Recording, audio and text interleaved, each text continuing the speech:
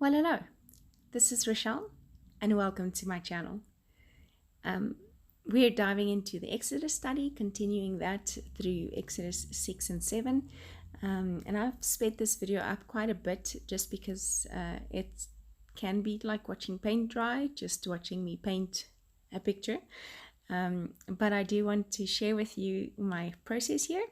Um, as you may or may not know, I'm working through the books of the Bible. I want to journal on every page to help me remember the word.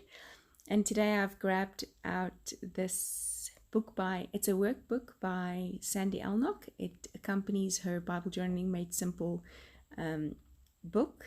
And this has actual Bible paper, or the thickness of Bible paper in it, so you get to test out mediums, etc. But it also has these sketches, and today I wanted to illustrate where the first plague starts, the plague that is turning water into blood. And as I read this, I was so overwhelmed with how incredibly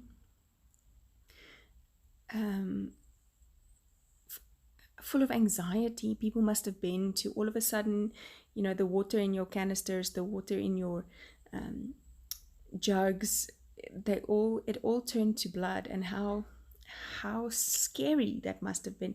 I can also imagine that it must have had a smell after like 7 days of being blood.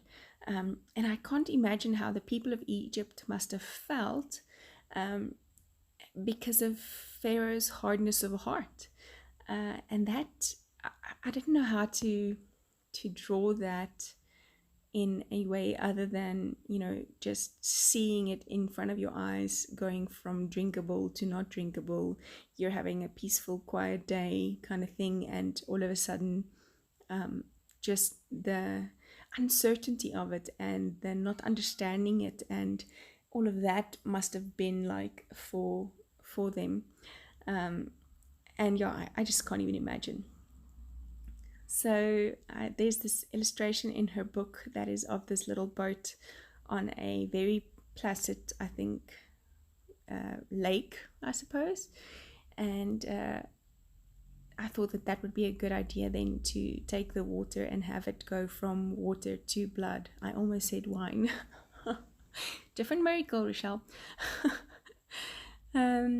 And so I am painting with my Faber-Castell Pit Artist pens.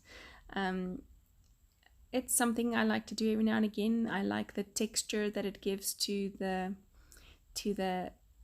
illustration. It is like it's real wood, in my very layman opinion. And so I just scribble it on a non-stick surface and then pick it up with an aqua brush. It does dry permanently, so if you have brush strokes, etc., it's going to show those brush strokes on the page. So make sure that you work on smaller sections at a time. And it's also allowing me to layer color and get those darker sections and shadowy sections but more realistic, I would say. And so I am just painting the bottom part that touches the water there. Remember that the water's edge will then go over that, so it's not a straight line. And for the water, I'm using this aqua color, starting light, because I don't want to cover the words. I still want to be able to read the words. So I'm just taking a flat brush and some water with this aqua color, just starting the water. So over the words, it'll still be water, and then it'll turn to blood. Blood is a darker, deeper red, and so I mixed it with some of that Faber-Castell Pit Artist Pens pigment that was left. Still didn't get the deep dark red that I wanted, but yeah, there's red.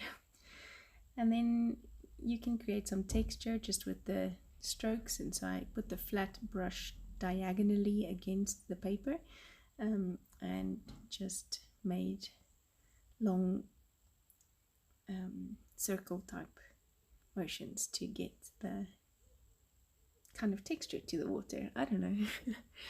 Mixed a bit of extra blue in there because I saw that I could go a bit darker, And then I'm kind of just splattering the red and the blue over the water and blood to make it look like it's water.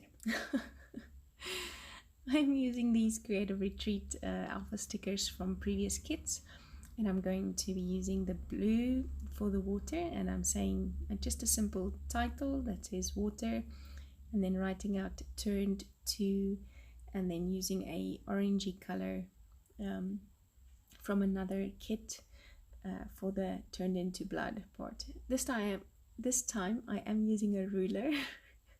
Still didn't get the writing out straight, but at least the wording or the stickers, the alpha stickers, are straight. More or less, shall we say? So I think I need to get a tea ruler like Lindsay Decor's and have my husband hack it off at the side so that it can make a perfect tea, so I can write these things on here too. Lindsay's kind of my inspiration. Even when I started Bible journaling, I started by watching like all of her videos. Yeah, so there's that. Realizing that my water's kind of edging off there, and so I just added some extra there and outlining all the alpha stickers and calling it a page pretty much. Oh, I do put a tab on using some red washi tape and an older tab that I have. Also using the black Fabric-Style Pit Artist pen to ink up my date stamp and putting the date on there to remember when I did this. And then that is that. I want to thank you so much for joining me in this journey, for subscribing to this channel, for watching with me. I hope you're creating with me too. Getting into the Word together is such a joy to me.